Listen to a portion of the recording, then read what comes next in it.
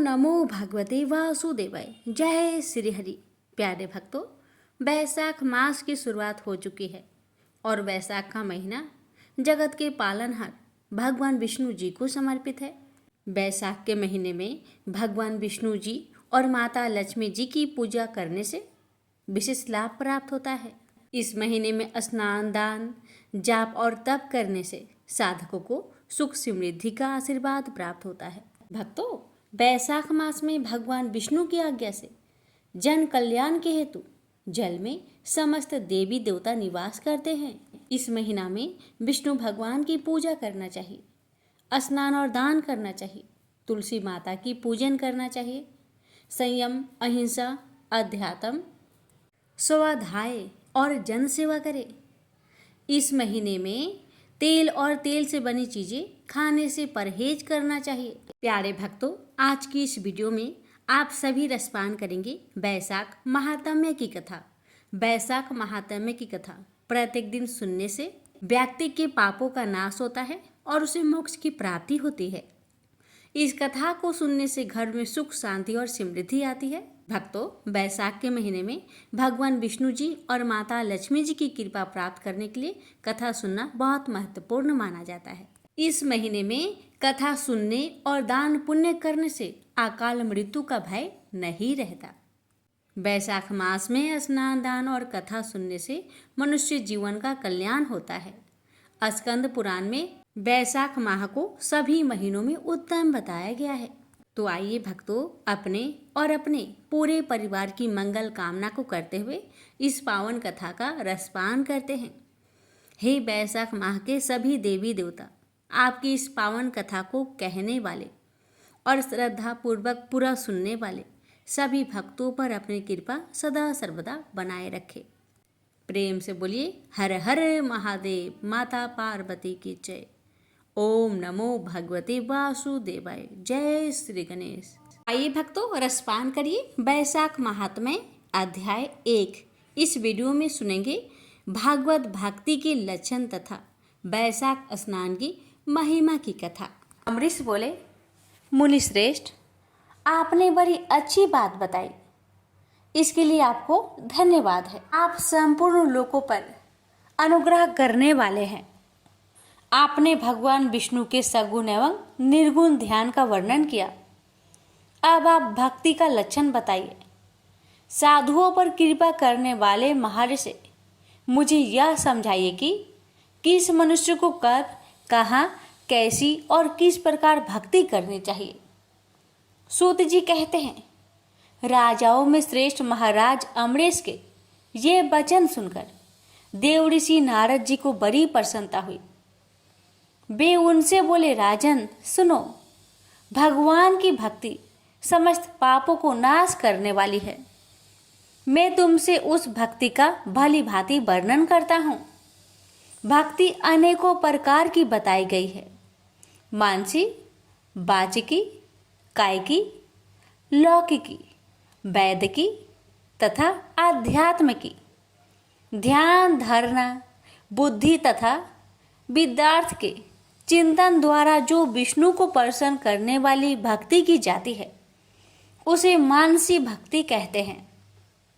दिन रात अविश्रांत भाव से वेद मंत्रों के उच्चारण, जप तथा आरण्यक आदि के पाठ द्वारा जो भगवान की प्रसन्नता का संपादन किया जाता है, उसका नाम वाचिकी भक्ति है। व्रत, उपवास और नियम के पालन तथा पांचों इंद्रियों के संयम द्वारा की जाने वाली आराधना शरीर से साध्य होने के कारण कायिकी भक्ति कही गई है। यह सब प्रकार की सिद्धियों का संपादन करने वाली है। खाद्य, अर्घ्य आदि, उपचार, नित्य, वाद्य, गीत, जागरण तथा पूजन आदि के द्वारा जो भगवान की सेवा की जाती है, उसे लौकिकी भक्ति कहते हैं। ऋग्वेद, यजुर्वेद और सामवेद के जप, संहिताओं के अध्ययन आदि तथा हविष्य की आहुति, यज्ञ, यज्ञ आदि के द्वारा की जाने वाली उपासना का नाम वैदिकी भक्ति है। विज्ञ पुरुषों ने अमावस्या, पूर्णिमा तथा विषु, तुला और मेष की संक्रांति आदि के दिन जो याग करने का आदेश दिया है वह वैदिकी भक्ति का साधन है। अब मैं योगजन्य आध्यात्मिकी भक्ति का भी वर्णन करता हूँ। सुनो, योगज भक्ति का साधन सदा अपनी इंद्रियों को संयम में रखकर प्राणायाम पूर्वक ध्यान किया जाता है। विषयों से अलग रहता है। वह ध्यान में देखता है भगवान का मुख आनंद तेज से उद्धित हो रहा है। उनकी कटी के ऊपरी भाग तक लटका हुआ यज्ञोपवीत शोभा पा रहा है। उनका शुक्ल वर्ण है, 4 भुजाएं हैं। उनके हाथों में वरद एवं अभय की मुद्राएं हैं। वे पीत वस्त्र धारण किए हुए हैं तथा उनके नेत्र अत्यंत सुंदर है। वे प्रसन्नता से परिपूर्ण दिखाई देते हैं। राजन, इस प्रकार योग युक्त पुरुष अपने हृदय में परमेश्वर का ध्यान करता है। जैसे प्रज्वलित अग्नि काष्ठों को भस्म कर डालती है, उसी प्रकार भगवान की भक्ति मनुष्य के पापों को तत्काल दग्ध कर देती है। भगवान श्री विष्णु की भक्ति साक्षात सुधा का रस है, संपूर्ण रसों का एकमात्र सार है। इस पृथ्वी पर मनुष्य जब तक उस भक्ति का श्रवण नहीं करता, उसका आश्रय नहीं लेता, तभी तक उसे सैकड़ों बार जन्म, मृत्यु और जरा के आघात से होने वाले नाना प्रकार के दैहिक दुख प्राप्त होते हैं। यदि महान प्रभावशाली भगवान आनंद का कीर्तन और स्मरण किया जाए तो वे समस्त पापों का नाश कर देते हैं। ठीक उसी तरह जैसे वायु मेघ का तथा सूर्यदेव अंधकार का विनाश कर डालते हैं। राजन, देव पूजा, यज्ञ, तीर्थ स्नान, व्रत अनुष्ठान, तपस्या और नाना प्रकार के कर्मों से भी अंतःकरण की वैसी शुद्धि नहीं होती जैसी भगवान का अनंत का ध्यान करने से होती है। नरनाथ, जिनमें पवित्र यज्ञ वाले तथा अपने भक्तों को भक्ति प्रदान करने वाले विशुद्ध स्वरूप भगवान श्री विष्णु का कीर्तन होता है, वे ही कथाएं शुद्ध है तथा वे ही यथार्थ, वे ही लाभ पहुंचाने वाली और वे ही हरि भक्तों के कहने सुनने योग्य होती है।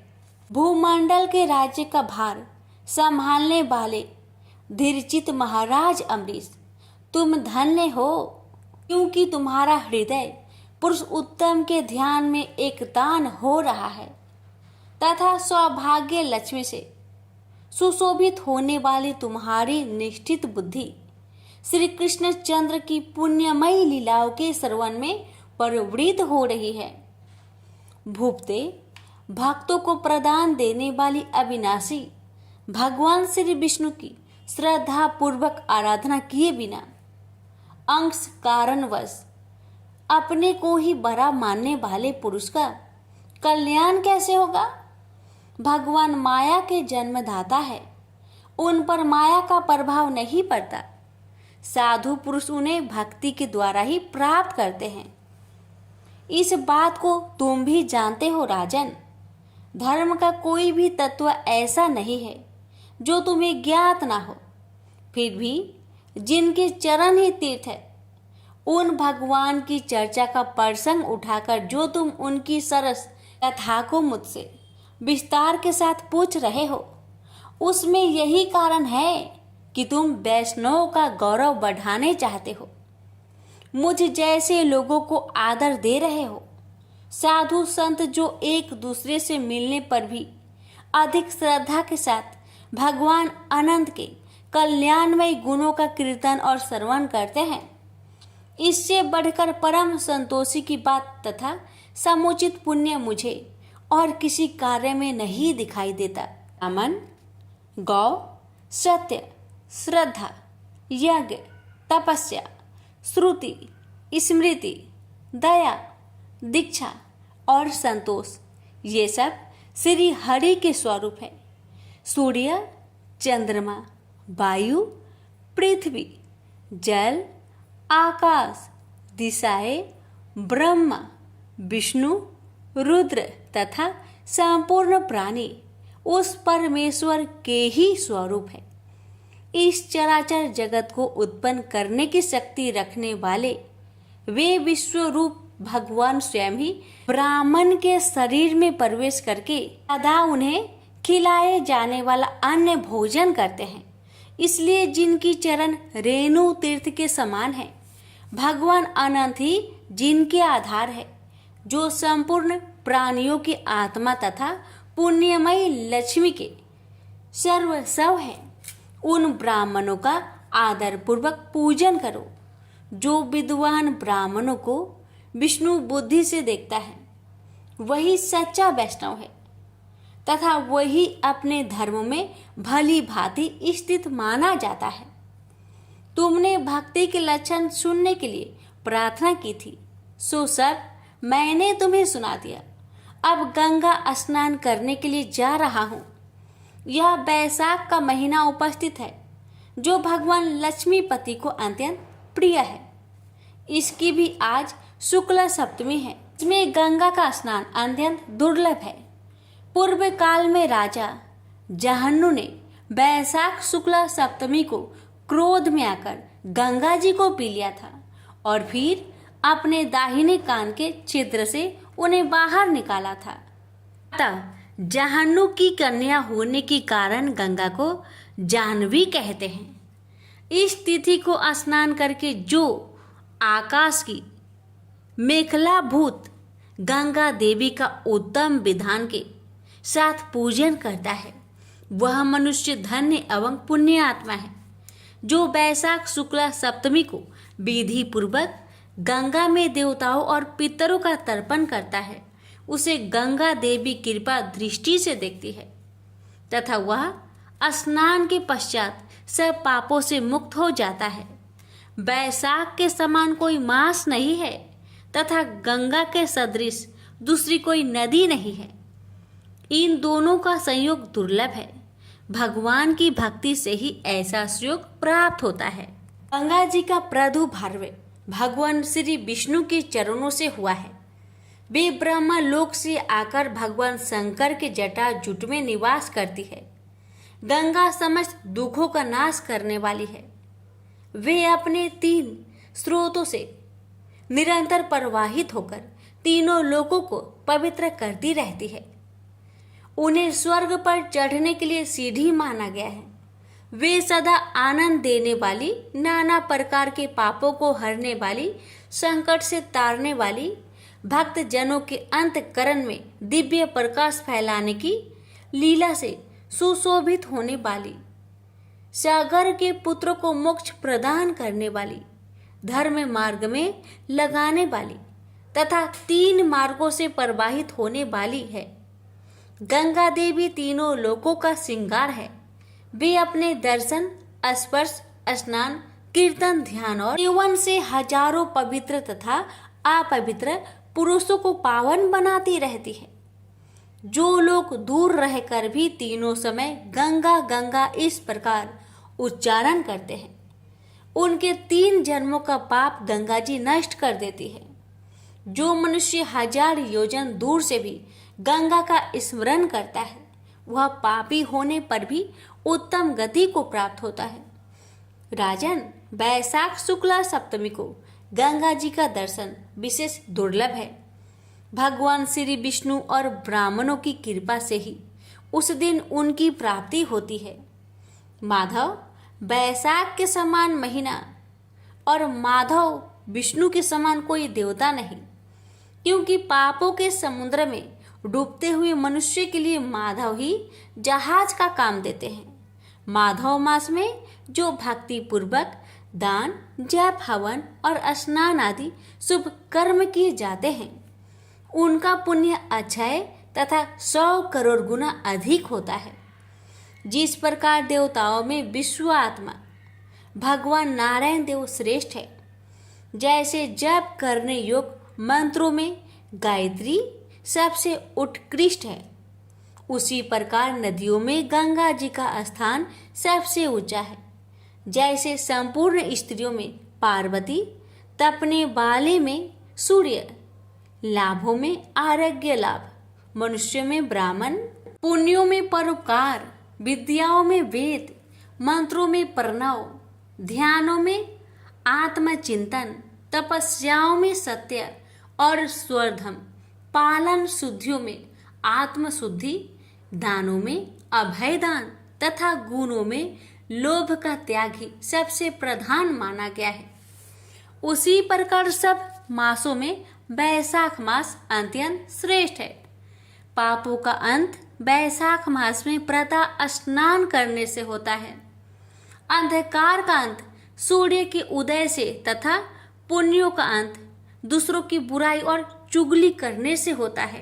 राजन, कार्तिक मास में जब सूर्य तुला राशि पर स्थित हो, उस समय जो स्नान दान आदि पुण्य कार्य किए जाते हैं, उसका पुण्य परार्ध गुना अधिक होता है। माघ मास में जब मकर राशि सूर्य पर हो तो कार्तिक की अपेक्षा ही 1000 गुना उत्तम फल होता है, और वैशाख मास में मेष की संक्रांति होने पर माघ से भी 100 गुना अधिक पुण्य होता है। वे ही मनुष्य पुण्य आत्मा और धन्य हैं जो वैशाख मास में प्रातः काल स्नान करके विधि विधान से भगवान लक्ष्मीपति की पूजा करते हैं। वैशाख मास में सवेरे का स्नान, यज्ञ, दान, उपवास, हविष्य, भक्षण तथा ब्रह्मचार्य का पालन ये महान पातकों का नाश करने वाला है। राजन, कलयुग में वैशाख की महिमा गुप्त नहीं रहने पाएगी, क्योंकि उस समय वैशाख स्नान का महात्म्य अश्वमेध यज्ञ के अनुष्ठान से भी बढ़कर है। कलयुग में परम पावन अश्वमेध यज्ञ का अनुष्ठान नहीं हो सकता। उस समय वैशाख मास का स्नान ही अश्वमेध यज्ञ के समान विहित है। कलयुग के अधिकांश मनुष्य पापी होंगे, उनकी बुद्धि पापों में आसक्त होगी, अतः वे अश्वमेध के पुण्यों को, जो स्वर्ग और मोक्ष रूप फल प्रदान करने वाला है, नहीं जान सकेंगे। उस समय के लोग अपने पापों के कारण नरक में पड़ेंगे। अतएव कलयुग के लिए अश्वमेध का प्रचार कम कर दिया गया और उसके स्थान पर वैशाख मास के स्नान का विधान किया गया है। प्यारे भक्तों, आज के लिए यही तक। इसके आगे की कथा कल के वीडियो में अवश्य सुनिएगा। भगवान श्री हरि और माता लक्ष्मी जी की कृपा आप पर और आपके पूरे परिवार पर सदा सर्वदा बनी रहे। आइए प्यारे भक्तों, अब रसपान कीजिए वैशाख स्नान की कथा। एक राजा था। वह वैशाख माह में प्रतिदिन ब्रह्म मुहूर्त में उठकर गंगा जी में स्नान करता था। राजा का आदेश था कि मुझसे पहले गंगा जी में कोई भी स्नान नहीं करेगा। राजा जब गंगा जी में स्नान करने जाते तो उन्हें प्रतिदिन शांत जल के स्थान पर हिलता हुआ हलचल युक्त जल दिखाई देता। तो राजा को संदेह होता था कि निश्चय ही मुझसे पहले कोई प्रतिदिन गंगा जी में स्नान करता है। अतः राजा ने नदी के तट पर पहरेदार बैठा दिए। गंगा जी के तट पर एक वृक्ष था, उस पर एक बंदरिया रहते थे। वह प्रतिदिन राजा के स्नान करने से पूर्व स्नान करके वृक्ष पर चढ़कर बैठ जाती थी।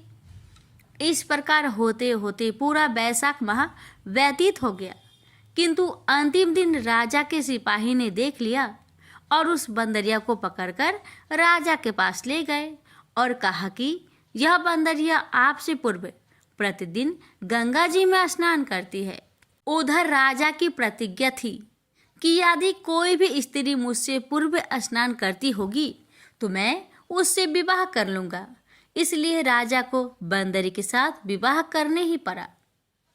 वैशाख स्नान के पुण्य से बंदरी के गर्भ ठहर गया। 9 मास पूर्व होने पर बंदरी ने राजा से पूछा कि शिशु जन्म के समय मुझे क्या करना चाहिए। तब राजा ने महल में एक घंटी लगवा दी और बंदरी से कहा कि जब तुम्हें दर्द हो तो उसे बजा देना, मैं संपूर्ण प्रबंध कर दूंगा। राजा की अन्य रानियां भी थी, उनकी कोई संतान नहीं थी। बंदरी को गर्व है यह समाचार जानकर अन्य रानियां मन ही मन बंदरी से ईर्ष्या करने लगी और भावी संतान का नाश करने हेतु विभिन्न योजनाएं बनाने लगी।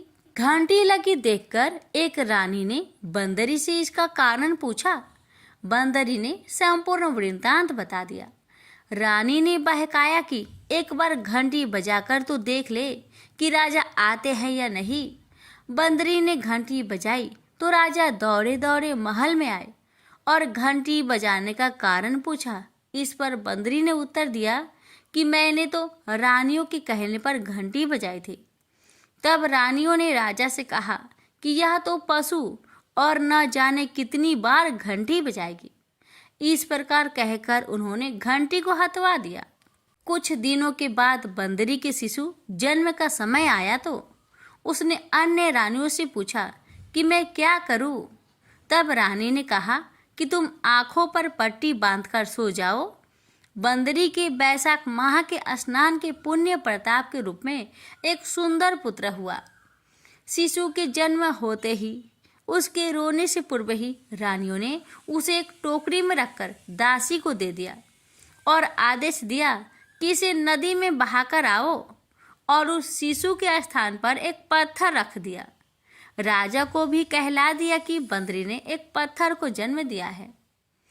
राजा ने सुना तो उन्होंने भी संतोष कर लिया है कि जब दूसरी रानियों के संतान नहीं है तो यह बंदरी है, इसकी क्या संतान होगी। उधर दासी ने उस सुंदर शिशु को नदी में न बहाकर कुम्हार के खद्दर में रख दिया। दूसरे दिन कुम्हार कुम्हारिन खद्दर में आए तो वहां एक सुंदर शिशु को रोते हुए देखा।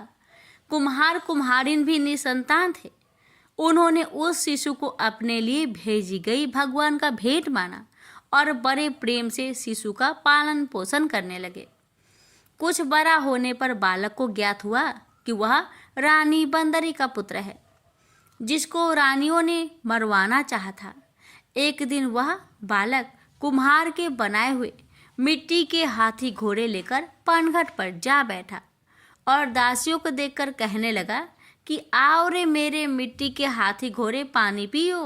जब दासियों ने यह बात सुनी तो वह हंसने लगी और बोली, अरे मूर्ख, कभी मिट्टी के हाथी घोड़े भी पानी पीते हैं क्या। इस पर उस बालक ने कहा कि कभी बंदरी के भी पत्थर जन्म लेते हैं क्या। उस बालक की यह बात दासियों ने जानकर महल में कही। अब रानियों ने दूसरे दिन विष मिलाकर लड्डू भेज दिए। ईश्वर की कृपा से लड्डू गोंद और बादाम के हो गए और उन लड्डू को खाने से उस लड़के की मृत्यु नहीं हुई। यह समाचार दासी ने रानी को कहा और रानी ने राजा से कहकर कुम्हार को देश निकाला दिलवा दिया। कुम्हार वन में रहने लगा। तत्पश्चात अगले वर्ष चैत्र माह में माता गणगौर की पूजन का दिन आया तो वह बंदरी का पुत्र 108 करवे और 108 गोली लेकर तथा घड़े में पानी भरकर बगीचे के बाहर बैठ गया।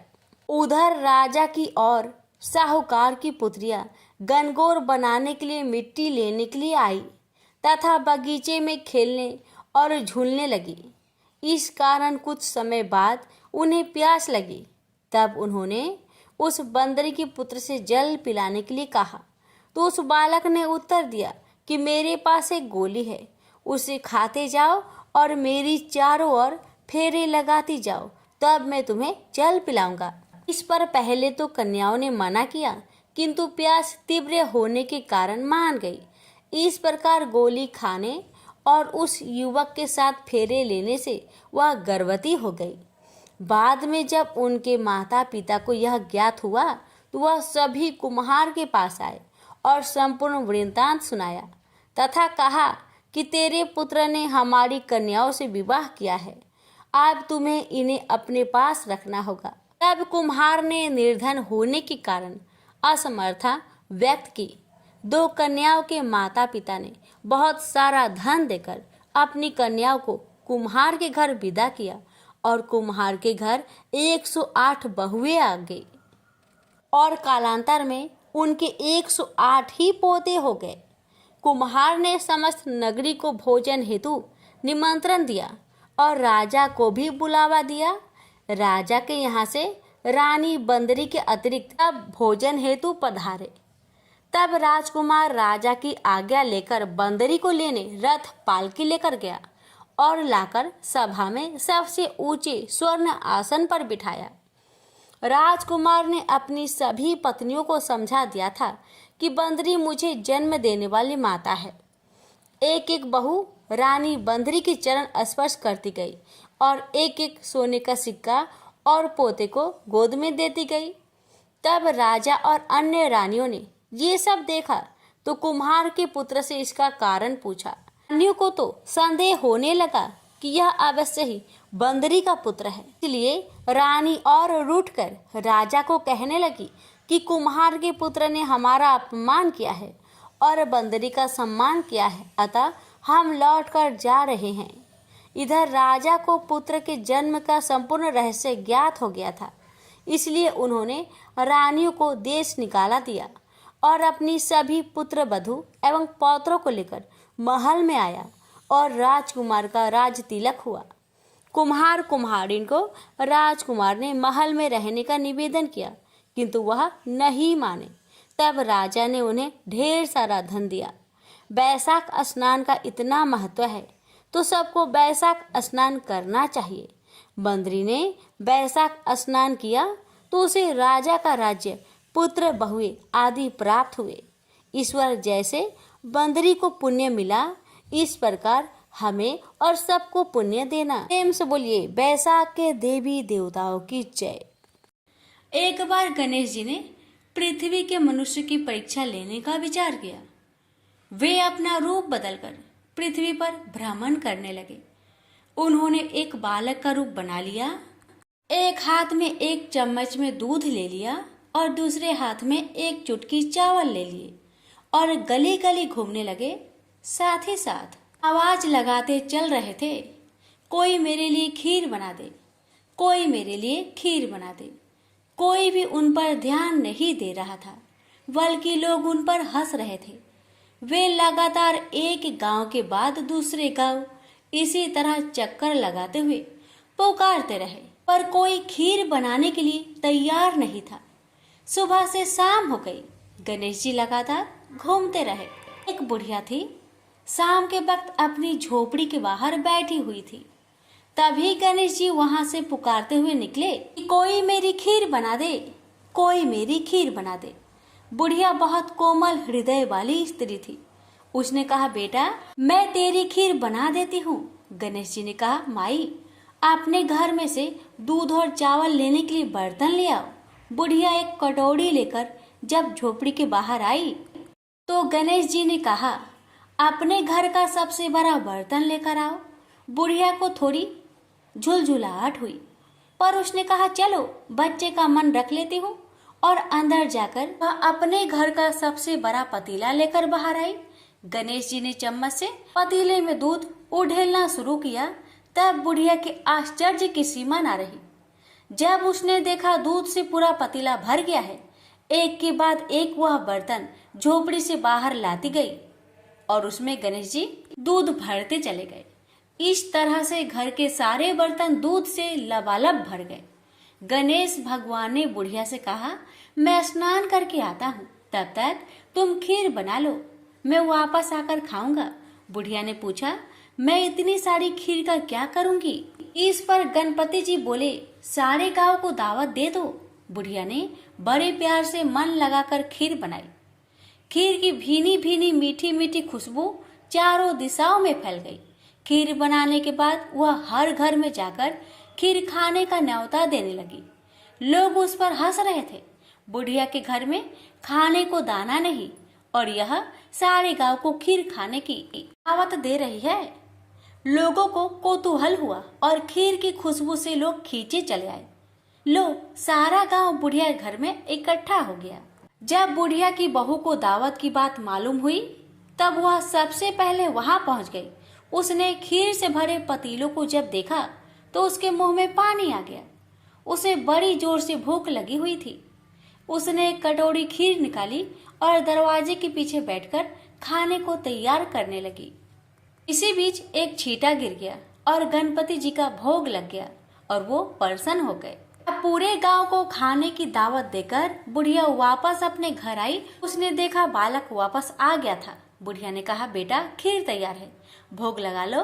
गणपति जी बोले, माँ भोग तो लग चुका है, मेरा पेट पूरी तरह से भर गया है, मैं तृप्त हूँ, अब तू खा, अपने परिवार और गांव वालों को खिला। बुढ़िया ने कहा, यह तो बहुत ज्यादा है, सबका पेट भर जाएगा, इसके बाद भी यह बच जाएगी। उस बची खीर का मैं क्या करूंगी? ईश्वर गणेश जी बोले, उस बची खीर को रात में अपने घर के चारों कोनों में रख देना। और बुढ़िया ने ऐसा ही किया। जब सारा गांव जी भरकर खा चुका तभी ढेर सारी खीर बच गई।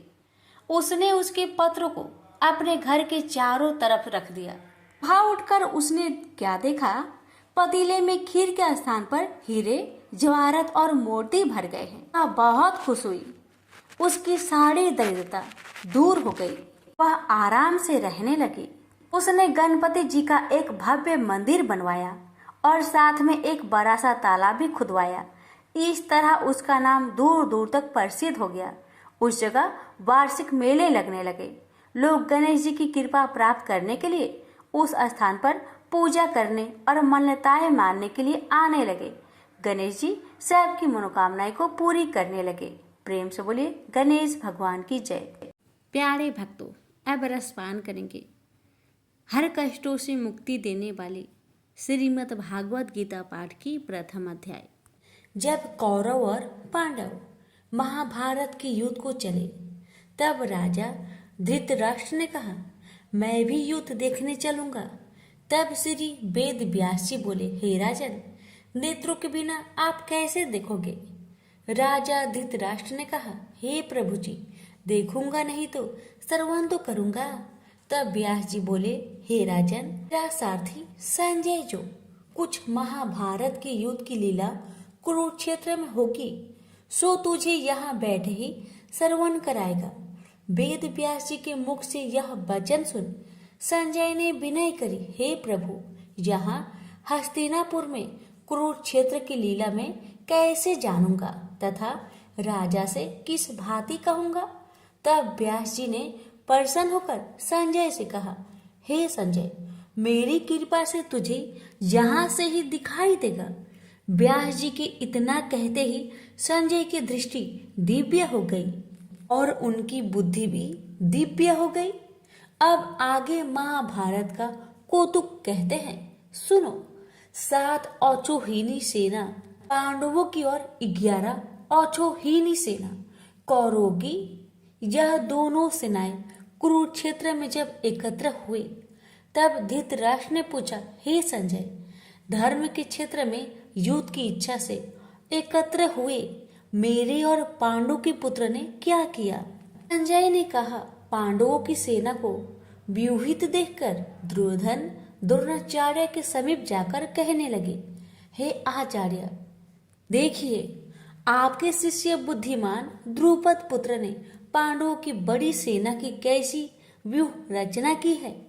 इस सेना में अर्जुन, भीम, बड़े बड़े धनुर्धारी, वीर युद्ध, धान विराट, महारथी, द्रुपद, धृतराष्ट्र, चेकितान, बलवान, पुरुजित, कुंती भोज, नरों में श्रेष्ठ, सेव्य, पराक्रमी, योद्धामनु, बलवान उत्तमौजा, अभिमन्यु व द्रौपदी के 5 पुत्र सबके सब महारथी हैं।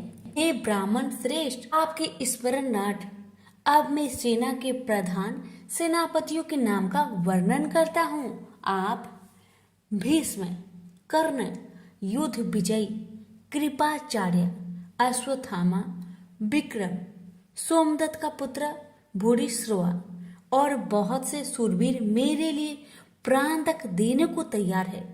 ये लोग शास्त्र चलाने में बहुत चतुर है और सब युद्ध विद्या में प्रवीण हैं। हमारी सेना, जिसकी भीष्म रक्षक है, अपार बल है, और उनकी सेना की, जिसमें भीम रक्षक है, थोड़ा सा बल है। अब आप सब अपने मोर्चों पर सावधान रहकर सेनापति भीष्म की रक्षा कीजिए। कुरुवृत्त भीष्म पितामह ने दुर्योधन को प्रसन्न करते हुए और ऊंचे स्वर में गरजते हुए शंख बजाया। फिर चारों ओर शंख, नगाड़े, ढोल, गोमुख आदि अनेक बाजे बजने लगे, जिनका बड़ा भयंकर शब्द हुआ। जिनके अंतरल सफेद घोड़े के रथ पर बैठे माधव और पांडव अर्जुन ने भी दिव्य शंख को बजाया। श्री कृष्ण ने पांचजन्य और अर्जुन ने वेददत्त नामक शंखों को, और भीषण कर्म करने वाले भीम ने पौंड्रक नामक बड़े शंख को बजाया। कुंती पुत्र धर्मराज युधिष्ठिर ने अनंत विजय, नकुल ने सुघोष, सहदेव ने मणि पुष्पक तथा महान धनुर्धर काशीराज शिखंडी, धृष्टद्युम्न ने विराट, अपराजित, सत्यकी, राजा द्रुपद और द्रौपदी के पांचों पुत्र तथा महाबाहु अभिमन्यु, इन सब वीरों ने अपने अपने शंखों को बजाया। उन शंखों के भारी शब्द से आकाश और पृथ्वी गूंज उठी और धृतराष्ट्र के पुत्र के हृदय कांप उठे।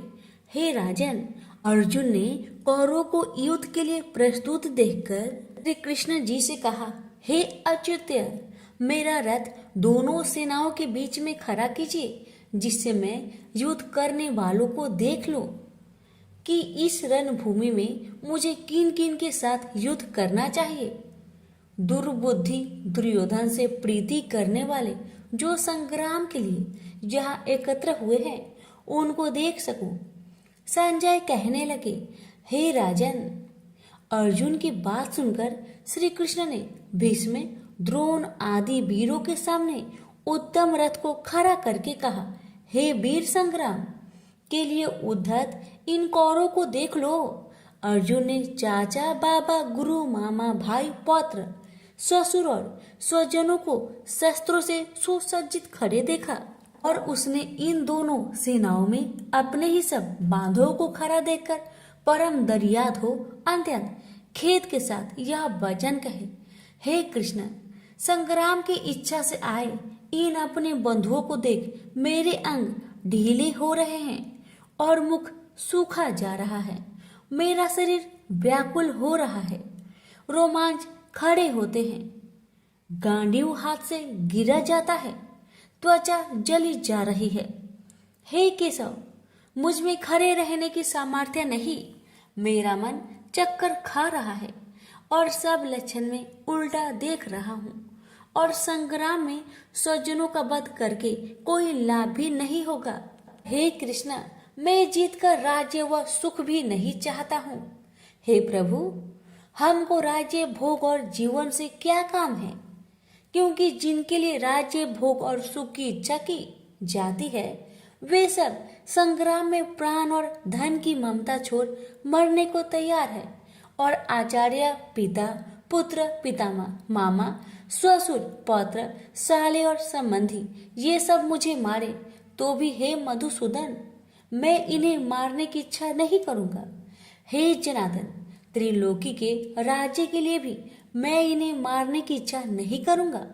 हे जनार्दन, त्रिलोकी के राज्य के लिए भी मैं इन्हें नहीं मारना चाहता, फिर इस पृथ्वी के लिए तो कहना ही क्या। हे जनार्दन, धृतराष्ट्र के पुत्र को मारकर हमारा क्या होगा? इन अत्यायों का वध करने से पाप ही होगा, इसलिए हमें अपने भाई धृतराष्ट्र के पुत्र को मारना अनुचित है। हे माधव, स्वजनों को मारकर क्या हम सुखी रह सकते हैं? सब लोभ के वशीभूत है और कुल के नाश करने तथा मित्र द्रोह करने में पाप को नहीं देखते। कुल नाश को जानते हुए भी हमको इस पातक से क्यों नहीं दूर रहना चाहिए?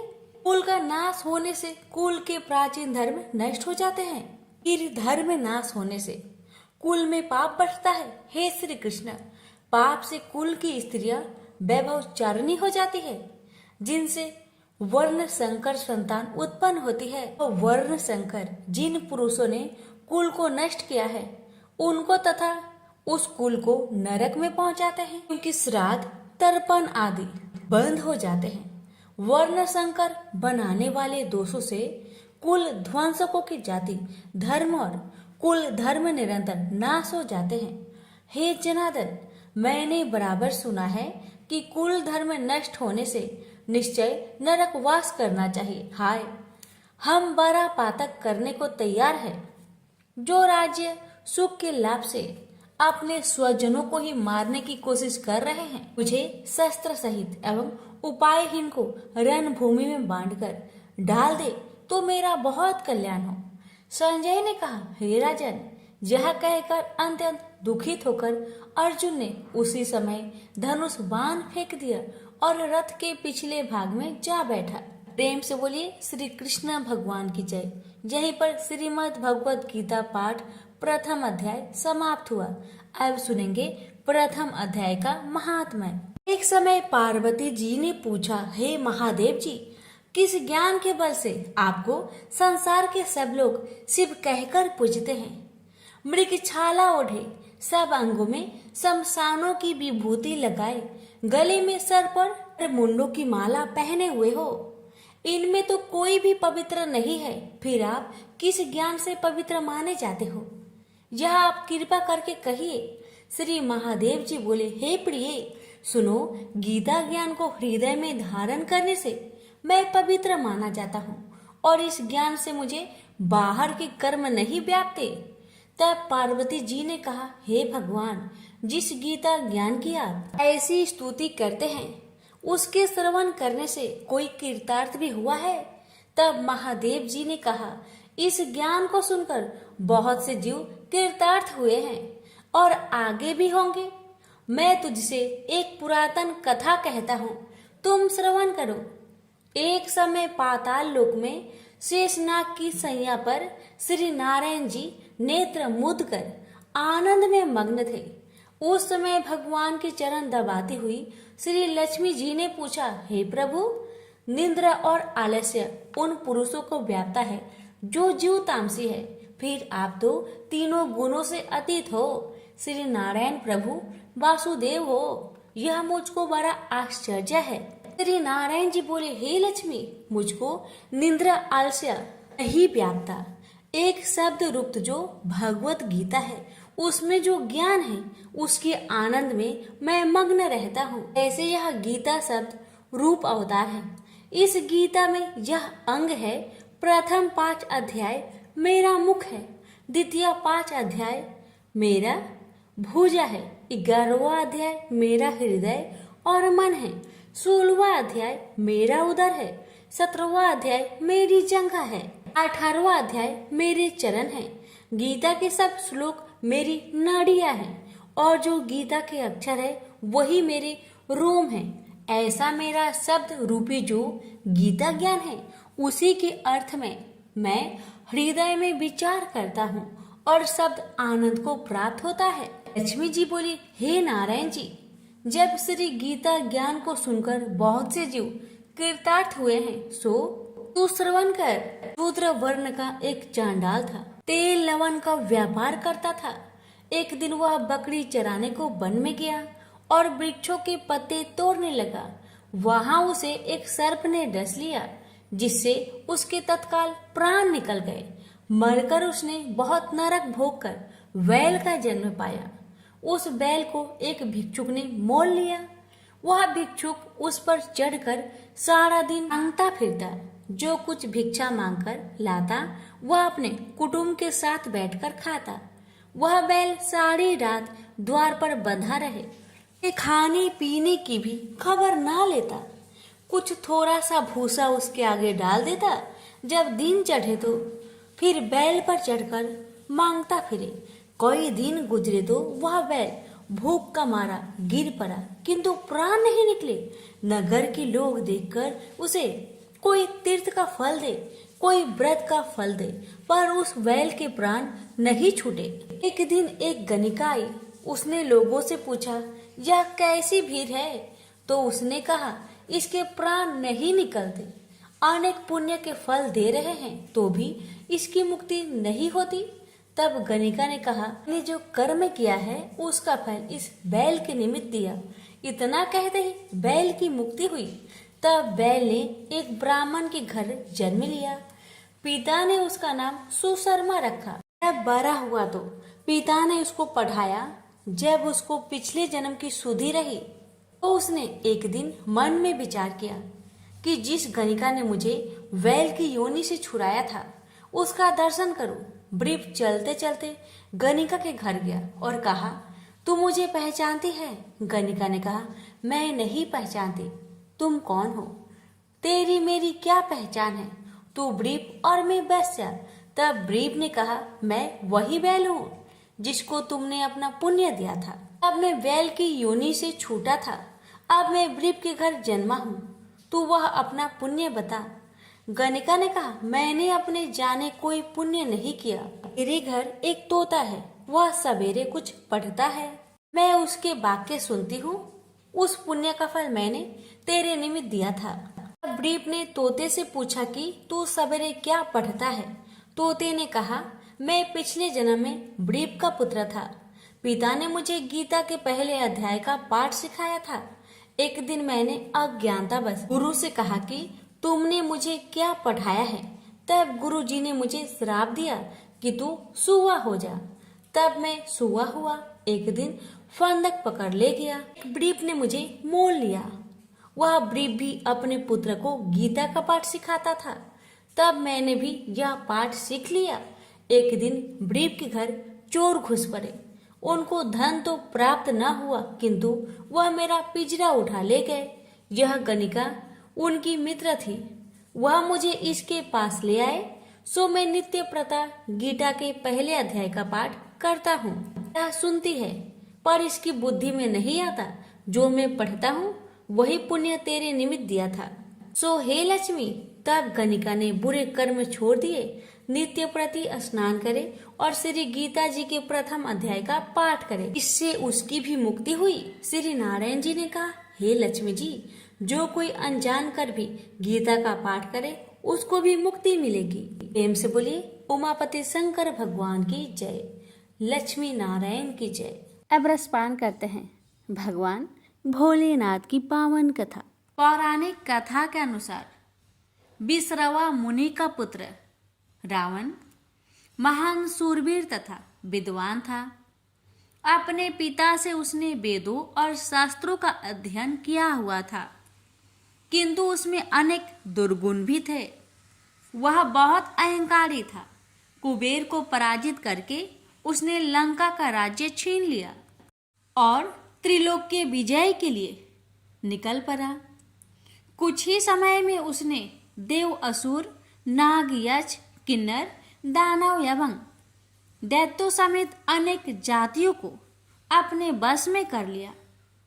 इस पर उसे बहुत अभिमान हो गया कि उस जैसा शक्तिशाली व्यक्ति दुनिया में दूसरा कोई और नहीं है। एक दिन रावण कुबेर से छीने हुए पुष्पक विमान पर बैठकर कैलाश पर्वत से जा रहा था कि अचानक उसका यान अपने आप नीचे उतरने लगा। यह देख रावण को आश्चर्य हुआ। उसने सोचा अवश्य ही पुष्पक विमान में कोई खराबी आ गई है। उसने विमान को इधर उधर से देखा किंतु विमान नीचे उतरता ही गया और एक पहाड़ पर खड़ा हो गया। रावण विमान से उतरा ही था कि उसे एक विकट हुक्कार सुनाई पड़ी।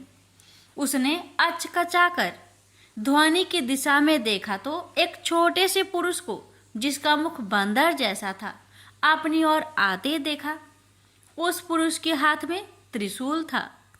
उसने उपेक्षा भरे भाव से रावण की ओर देखा। इस पर रावण चीर उठा। उसने पूछा, कौन हो तुम?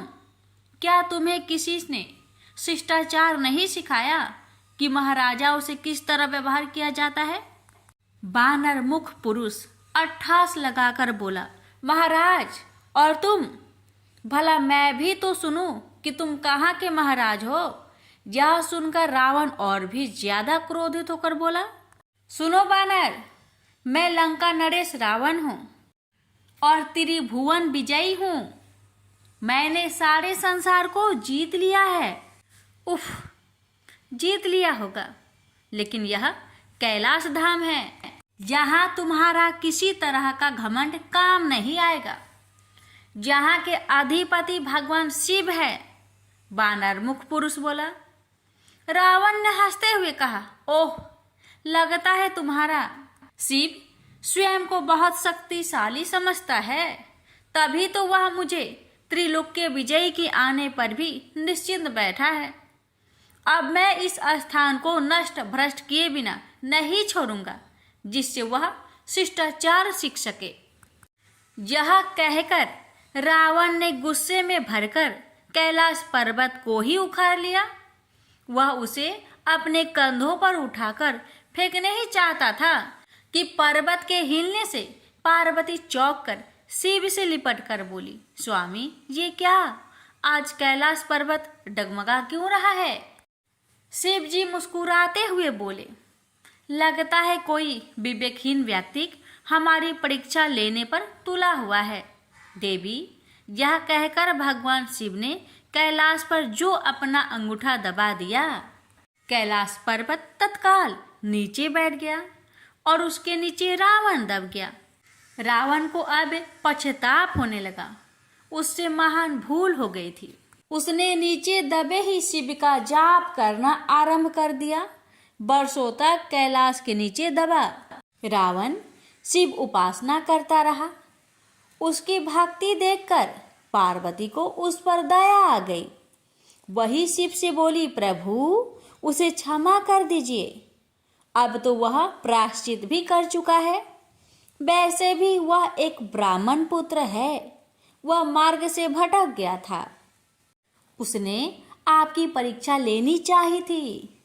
पार्वती की बात सुनकर शिव ने कैलाश पर्वत से अपने अंगूठे का भार हटा लिया। रावण मुक्त होकर पर्वत के नीचे से निकला और पर्वत को यथास्थान पर टिका दिया। उसके बाद रावण ने शिव की कठिन तपस्या करनी आरंभ कर दी। उसने हवन कुंड तैयार किया और अपनी अंग काट काट कर हवन कुंड की अग्नि में डालने लगा। अंत में उसने जैसे ही अपने शीश को काटने के लिए तलवार उठाई, उसी समय वहां शिवजी पार्वती सहित प्रकट हो गए।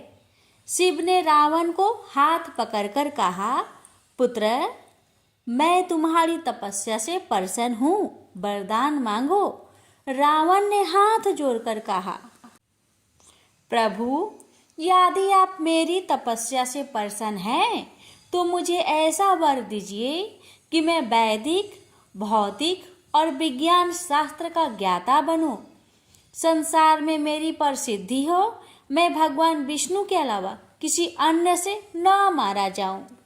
सूर, असुर, दानव, दैत्य सब पर अजय रहूं। मेरे 10 शीश हो जाए। ऐसा ही होगा वत्स। यह वर देकर भगवान शिव अंतर्ध्यान हो गए। फिर रावण अपनी लंका में लौट गया और अंतिम समय तक भगवान शिव का परम भक्त बना रहा। इस तरह भगवान शिव की कृपा से रावण का अभिमान भंग हुआ। प्रेम से बोलिए हर हर महादेव। माता पार्वती की जय। लापसी तपसी की कथा। एक लापसी था, एक तपसी था। तपसी हमेशा भगवान की तपस्या में लीन रहता था। लापसी रोजाना 1.25 सेर की लापसी बनाकर भगवान का भोग लगाकर जीम लेता था। एक दिन दोनों लड़ने लगे। लापसी बोला, मैं रोज भगवान की तपस्या करता हूँ, इसलिए मैं बड़ा हूँ। लापसी बोला कि मैं रोज भगवान को 1.25 सेर लापसी का भोग लगाता हूँ, इसलिए मैं बड़ा हूँ। नारद जी वहां से गुजर रहे थे। दोनों को लड़ता देखकर उनसे पूछा कि क्यों तुम लड़ रहे हो। लापसी ने खुद को बड़ा होने का कारण बताया और तपसी ने अपना कारण बताया। नारद जी बोले, तुम्हारा फैसला मैं कर दूंगा। दूसरे दिन लापसी और तपसी नहाकर अपनी रोज की भक्ति करने आए तो नारद जी ने छुपकर 1.25 करोड़ की एक अंगूठी उन दोनों के आगे रख दी। तपसी की नजर जब अंगूठी पर पड़ी तो उसने चुपचाप अंगूठी उठाकर अपने नीचे दबा ली। लप्सी की नजर अंगूठी पर पड़ी लेकिन उसने ध्यान नहीं दिया। भगवान को भोग लगाकर लापसी खाने लगा। नारद जी सामने आए तो दोनों ने पूछा कि कौन भरा, तो नारद जी ने तपसी को खड़ा होने को कहा। वो खड़ा हुआ तो उसके नीचे दबी अंगूठी दिखाई पड़ी। नारद जी ने तपसी से कहा, तपस्या करने के बाद भी तुम्हारी चोरी करने की आदत नहीं गई, इसलिए लप्सी बना है और तुम्हें तुम्हारी तपस्या का कोई भी फल नहीं मिलेगा। तपसी शर्मिंदा होकर माफी मांगने लगा। उसने नारद जी से पूछा, मुझे मेरी तपस्या का फल कैसे मिलेगा? नारद जी ने कहा, यदि कोई गाय और कुत्ते की रोटी नहीं बनाएगा तो फल तुझे मिलेगा। यदि कोई ब्राह्मण को भोजन करवाकर दक्षिणा नहीं देगा तो फल तुझे मिलेगा। यदि कोई साड़ी के साथ ब्लाउज नहीं देगा तो फल तुझे मिलेगा।